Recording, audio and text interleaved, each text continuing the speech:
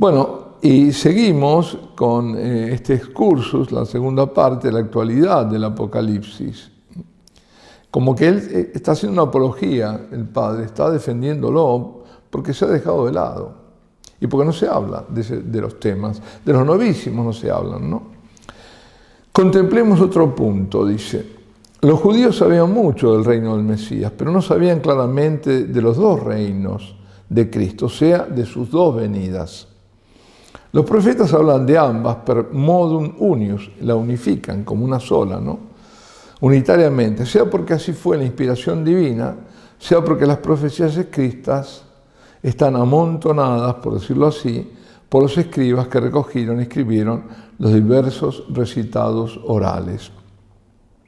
Siempre, ¿no? Primero está la tradición, después la escritura, en los cuales quizás se distinguían los dos géneros, profecías mesiánicas y profecías escatológicas, como hacemos hoy día, ya que sabemos, el Mesías vino y fundó un reino. Claro, el Mesías llegó, pero el reino todavía no está en su plenitud.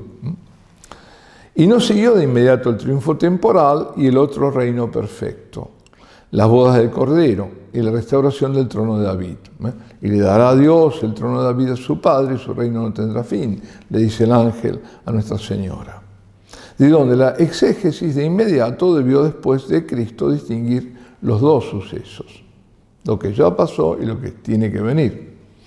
Esto es muy visible, esta falta de distinciones, en los vaticinios de Isaías, el profeta escatólogo por excelencia, recogidos por Miqueas, que hoy los críticos bíblicos se rompen la cabeza por poner en orden.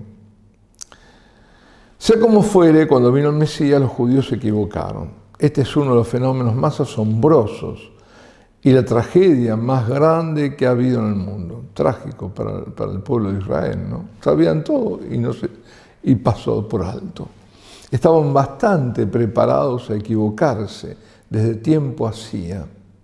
Habían dejado caer de su vista los vaticinios del Mesías sufrido y manso, redentor de pecados, impartidor de conocimiento religioso y jefe de un reino pacífico y paciente. Y esperaban y exigían el rey triunfante de la segunda venida. En suma, quisieron la segunda venida sin la primera, pasando por alto las indicaciones que los profetas, aunque sea de paso, las distinguen, y muy claramente en Daniel. El orgullo nacionalista, la sed de desquite contra los romanos, la ambición y la codicia los ofuscaron. Lo mismo que a Herodes y a los mismos apóstoles, si vamos a eso, los cuales andaban hasta el final tiesos con la restauración del reino de Israel. Una vez hubieron decidido el Mesías tenía que ser así como ellos lo soñaban, inevitablemente los judíos tenían que matar al Mesías real. Kierkegaard ha hecho una ingeniosa demostración psicológico-teológica aquí está toda probablemente en danés. No, está en alemán, perdón. No, sí, hat ein Mensch das Recht sich für die Wahrheit, no, todo eso. Es la cita editorial en Colonia en el año 69, las obras completas.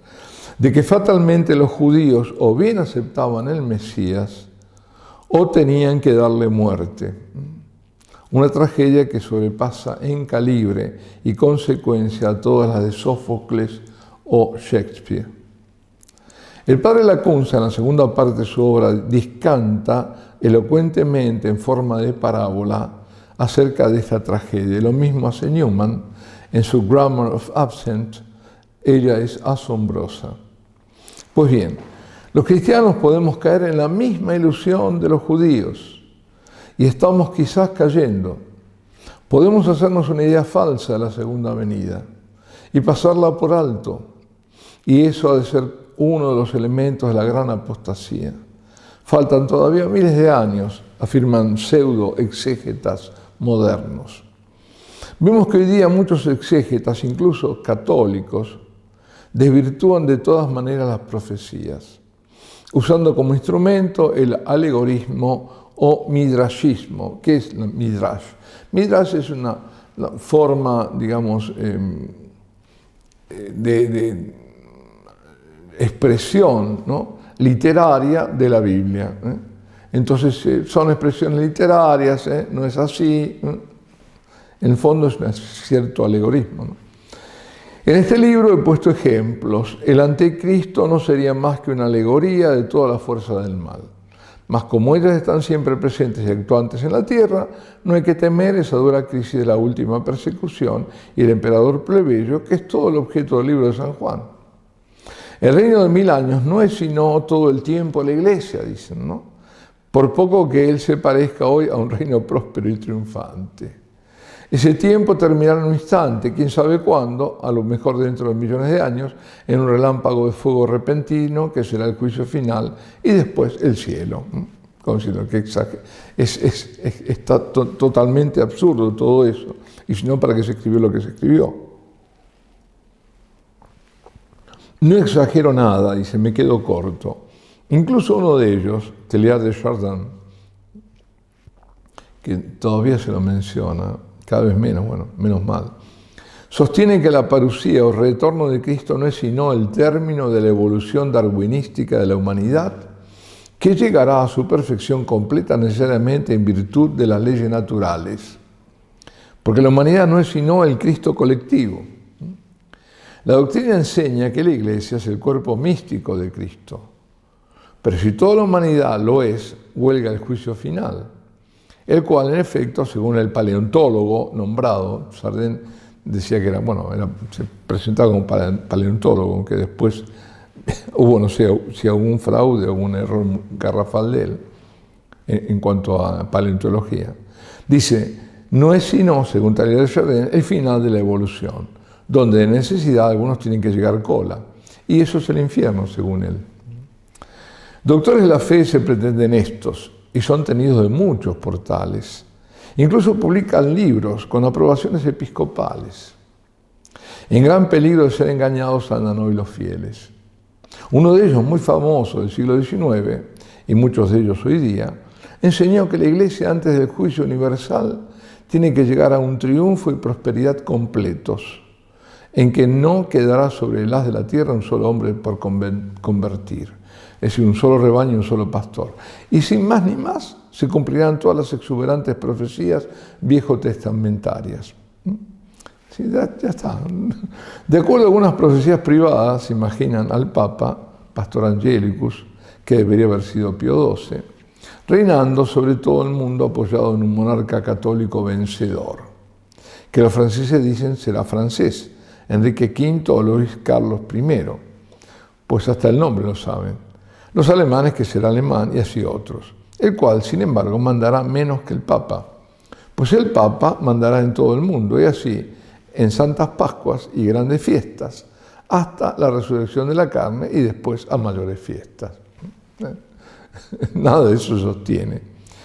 Es el mismo sueño carnal de los judíos que los hizo engañarse respecto a Cristo. Estos son milenistas al revés. Niegan acérrimamente al milenio metahistórico después de la parusía, que está en la Escritura, porque está, y ponen un milenio que no está en la Escritura, por obra de las solas fuerzas históricas, o sea, una solución infrahistórica de la historia. Lo mismo que los impíos progresistas como Condorcet, Augusto Comte y Kant, lo cual equivale a negar la intervención sobrenatural de Dios en la historia y en el fondo la misma inspiración divina de la Sagrada Escritura.